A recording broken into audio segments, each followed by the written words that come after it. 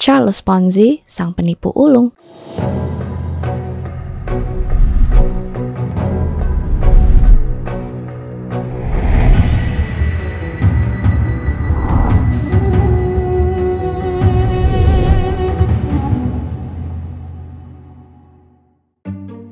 Kali ini kita masuk ke biografi seorang penipu legendaris yang mode penipuannya ini jadi penipuan terbesar sepanjang sejarah. Namanya Charles Ponzi. Trik dia ini tuh menginspirasi banyak orang, bahkan sampai sekarang dikenal dengan Ponzi Scheme atau skema Ponzi. Mungkin kalian udah familiar ya. Kemarin-kemarin kan di media lagi rame tentang berita afiliator yang dianggap menipu para anggota pengguna salah satu aplikasi trading katanya. Hal ini pun bikin nama afiliator tuh jadi jelek, padahal kan sebenarnya dari dulu tuh afiliator udah ada dan merupakan hal yang biasa-biasa aja dalam dunia marketing. Gara-gara kasus itu, kasus-kasus penipuan investasi di Indonesia juga mulai dapat tempat di mata aparat hukum. Dunia tipu-tipu tuh emang banyak jenisnya, salah satunya penipuan dengan kedok skema Ponzi. Skema Ponzi ini janjiin sebuah produk investasi dengan keuntungan yang sangat banyak dalam waktu yang singkat. Too good to be true lah ya ceritanya. Jadi caranya, orang yang mau jalanin skema Ponzi ini biasanya bakalan cari investor dengan iming-iming bakalan mengembalikan uangnya dengan bunga dan keuntungan yang besar. Investor yang tadi biasanya akan mendapatkan keuntungan yang dibayarkan setiap jangka waktu tertentu, misal tiap bulan. Tapi ternyata yang dibayarin itu hasilnya dari uang investor tadi, bukan dari keuntungan yang diperoleh dari perusahaan itu atau hasil investasinya. Nih, contohnya kayak gini nih. Misalnya aku ajak kalian buat investasi ke sebuah perusahaan. Misalnya nama perusahaannya Jamet Group. Nah, aku bilang ke kalian, ayo dong investasi di perusahaan Jamet Group. Nanti dalam waktu tiap bulan kalian bakal dapat keuntungan berlipat. Pokoknya nanti kalian bisa jadi kaya deh, kayak Crazy Rich. Pokoknya pakai kata-kata manis lah ya. Selain janji, aku tuh juga bikin Jamet Group ini kayak perusahaan yang bagus banget. Misalnya dari laporan keuangannya bagus, nilai aset yang tinggi, market value-nya gede, yang tentu aja semuanya tuh tipu muslihat ya. Terus aku janji bakalan kasih kalian keuntungan tiap bulan misalnya. Terus aku cari lagi investor lain, pakai kata-kata manis lagi. Terus uang investor yang tadi aku pakai buat bayar ke kalian. Istilahnya gali lubang tutup lubang. Cari investor lagi buat bayar investor sebelumnya. Semakin banyak investor yang masuk, semakin besar juga keuntungan yang bisa kalian dapat. Kalau udah nggak ada investor lagi, ya udah, aku tinggal kabur aja bawa uang yang udah disetor sama semua investor tadi. Konsep ini dipopulerin sama seseorang penipu yang bernama Charles Ponzi di tahun 1920 yang kemudian penipuan ini dinamain sesuai namanya. Di video kali ini kita akan bahas siapa itu Charles Ponzi. 3 Maret tahun 1882 di sebuah kota kecil bernama Lugo di bagian utara Italia, lahirlah seorang anak yang bernama Carlo Pietro Giovanni Guglielmo Tebaldo Ponzi, susah banget namanya. Anak ini udah ditungguin kelahirannya sama pasangan Oreste Ponzi dan Imelda Tomasini. Mereka adalah pasangan yang sangat berkecukupan pada waktu itu. Mereka menetap di Parma setelah kelahiran anak mereka itu. Keluarga ini merupakan gambaran keluarga bahagia, family goals. Tapi sayangnya nggak berlangsung lama. Keluarga itu kemudian ngalamin masalah keuangan sampai akhirnya bangkrut. Charles Ponzi yang waktu itu masih remaja terpaksa ngelakuin berbagai macam pekerjaan sambilan buat sekedar membantu kehidupan keluarganya.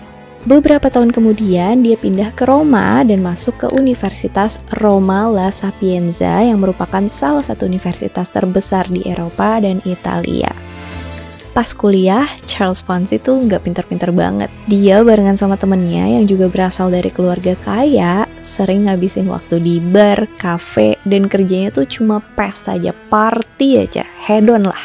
Karena dia bisanya cuma party, akhirnya dia kick out, dikeluarin dari kampus. Hidupnya saat itu sangat menyedihkan, gak punya uang, dan tentu aja gak dapat gelar sarjana juga.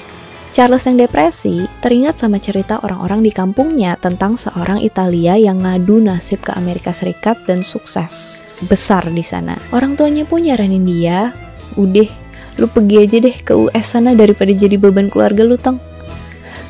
Jadi pakai modal nekat dan beberapa uang yang dikasih sama ortunya, dia pun berangkat naik kapal SS Vancouver dan tiba di Boston, Amerika 15 November 1903. Uang yang dikasih sama orang tuanya udah Charles habisin buat main judi di atas kapal dan cuma sisa $2.50. Kalau dihitung inflasi zaman itu, nilainya sekarang setara 900.000 rupiah lah kurang lebih. Tentu aja itu nggak cukup buat hidup di Amerika. Lalu dia pun ngelakuin berbagai macam pekerjaan, mulai dari pelayan, connect base, sampai tukang cat. Pekerjaan itu juga nggak bertahan lama karena Charles selalu terlibat masalah, kayak nipu dan mencuri dari pelanggannya. Tahun 1907, dia pindah ke Montreal, Kanada, dan dapat kesempatan menjadi asisten teller bank Zarossi yang khusus mempekerjakan para imigran dari Italia. Pas itu bisa dibilang karirnya cukup baik dan ada kemungkinan dia bisa sukses. Tapi sayangnya Luigi Zarossi, si pemilik bank tempat dia kerja, ngelakuin penipuan. Sampai akhirnya penipuan itu terbongkar, Zarossi pun kabur ke Meksiko. Bank itu pun ditutup dan Charles kembali nggak punya uang, dia balik lagi bokeh. Sampai akhirnya dia nekat memalsukan cek senilai 195 juta rupiah. Itu nilainya sekarang ya. Tapi akhirnya dia ketangkep, dia mendekam di balik jeruji besi di Montreal sebelum akhirnya kembali ke Boston, Amerika Serikat. Di Boston, dia dipenjara lagi selama 2 tahun karena nyelundupin imigran asal Italia buat ngelewatin perbatasan. Setelah beberapa kali dipenjara, si Charles akhirnya mau nata ulang hidupnya. Salah satu alasannya adalah karena dia jatuh cinta sama seorang wanita bernama Rose Necco. Mereka pun menikah di tahun 1918. Setelah itu dia kerja di toko kelontong punya mertuanya. Walaupun punya penghasilan yang cukup buat sehari-hari, Charles tuh nggak puas. Dalam dirinya selalu muncul keinginan untuk menjadi kaya raya. Dia pun cari ide bisnis yang bisa bikin dia kaya.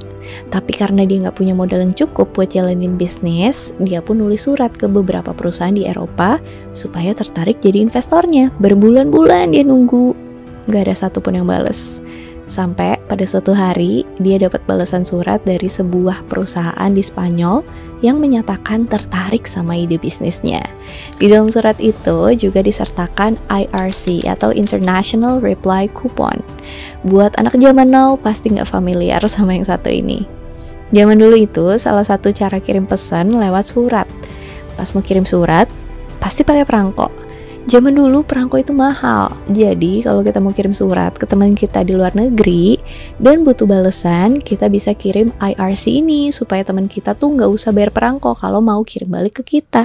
Kembali ke tadi, jadi Charles tiba-tiba punya ide, gimana kalau dia jualan perangko aja? Charles beli IRC di negara lain, terus nukar IRC itu di Amerika Serikat. Terus dia jual lagi dengan harga dolar. Jadi, zaman dulu tuh akibat Perang Dunia Pertama, beberapa negara mengalami inflasi dan mata uangnya jatuh. Jadi, kalau misalnya Charles beli IRC di negara lain, otomatis harganya kan lebih murah. Terus, dia jual lagi di Amerika dan ada selisih harga yang bisa dijadiin untung. Akhirnya dia mulai cari investor buat hal ini. Awalnya dia tuh pergi ke bank, tapi ditolak. Terus dia pikir, kenapa nggak dimulai dari orang terdekatnya aja? Dia pun cari investor dari orang-orang yang ada di sekelilingnya. Dia janji kalau mereka berinvestasi di Charles, maka Charles bakalan ngembaliin dana mereka maksimal 90 hari dan mereka juga bakalan dapat keuntungan. Karena perekonomian lagi lesu karena Perang Dunia Pertama, banyak orang akhirnya tergiur sama janji-janji Charles Ponzi. Selain itu, Charles Ponzi ini orangnya sangat bersahabat dan mudah menarik simpati banyak orang, jadi nggak heran banyak orang yang percaya sama dia. Karena investor mulai bertambah, maka Januari 1920, Charles Ponzi mendirikan perusahaan bursa efek atau Securities Exchange Company. Ini semacam tempat jual beli efek kayak saham dan lain-lain. Nah, karena semakin banyak investor yang join, maka perusahaan milik Charles Ponzi ini semakin besar dan dia jadi sangat kaya. Pendapatannya sehari bisa mencapai 250.000 US dollar atau kalau dirupiahin ditambah inflasi nilainya sekitar 50 miliar rupiah. Wow. Karena udah jadi crazy rich, Charles Ponzi mulai deh hidup foya-foya. Dia beli mansion, beli limousine, pakai barang mewah sambil bilang murah banget. Sampai-sampai dibeli bank yang dulu nolak dia waktu ngajuin pinjeman. Ekstrim ya si Ponzi. Tapi kegembiraan Charles Ponzi itu cuma bertahan kurang dari setahun. Musim panas tahun 1920 jadi awal kejatuhannya. William McMaster, seorang public relations yang dipekerjakan sama Charles Ponzi, mulai mencium keanehan di gelagat bosnya. Banyak pula investor yang meminta dana mereka untuk dikembalikan secepatnya. Namun Charles selalu menunda-nunda dan cari alasan. Akhirnya William McMaster bekerja sama dengan Boston Post, surat kabar terkenal di Boston, buat nyelidikin Charles Ponzi. Aparat penegak hukum pun mulai menyelidiki Ponzi. Charles Ponzi pun dinyatakan bersalah atas penipuan dan penggelapan uang dan dihukum 3,5 tahun sebelum akhirnya bebas bersyarat. Habis itu dia dipenjara lagi atas tuduhan pencurian dan dipenjara selama 9 tahun. Ponzi pun mengajukan banding dan dia dibebaskan dengan jaminan. Apakah dia berhenti di sini? Oh, tentu saja tidak. Dia kembali ngelakuin penipuan bisnis properti di Florida, Amerika, sebelum akhirnya dia diburu polisi dan berencana kabur ke Italia.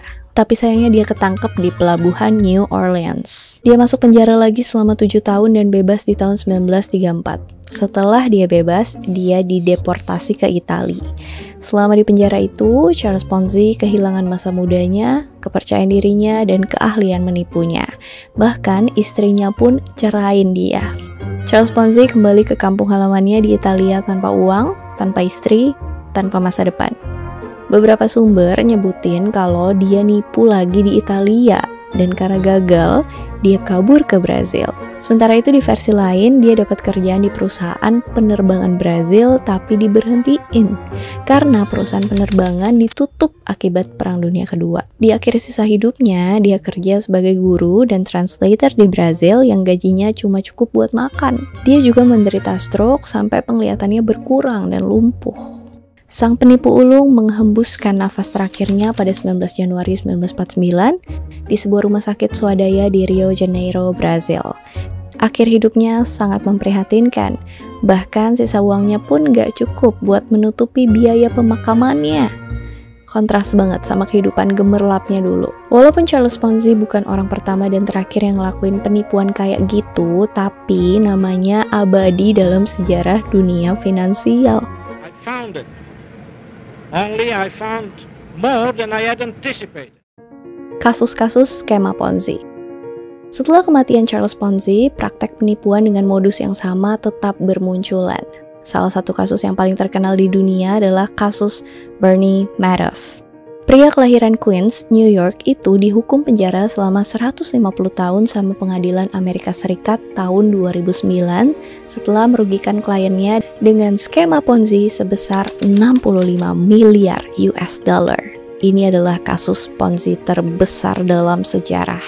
Bernie Madoff sendiri orang yang bisa dibilang punya nama dalam dunia finansial, makanya orang-orang tuh gampang percaya sama skema investasi bodongnya itu. Bernie Madoff meninggal di penjara 14 April 2021 dan korban-korbannya masih belum jelas nasibnya sampai sekarang. Itu dia tadi skema Ponzi yang diambil dari namanya Charles Ponzi, pencetus pertamanya, sampai ke Bernie Madoff, kasus skema Ponzi terbesar dalam sejarah. Ya, ingat jangan gampang percaya sama segala sesuatu yang muluk-muluk, dan kalau misalnya kalian udah sempat kena, semangat, semoga kalian gak nyerah dan semoga ini bisa jadi pelajaran yang membuat nextnya bisa menjadi lebih baik dan lebih hati-hati. Thank you so much for watching. Kalau misalnya ada yang salah, please do correct me if I'm wrong. Kalau misalnya ada mau ditambahin, comment down below. Hope you guys like it and see you on my next video. Bye. Kali ini kita masuk ke biografi seorang penipu legendaris yang mode penipuannya lah. Habis itu dia dipenjara lagi atas tuduhan pencurian. Yang nonton ini yang udah pernah kena bukan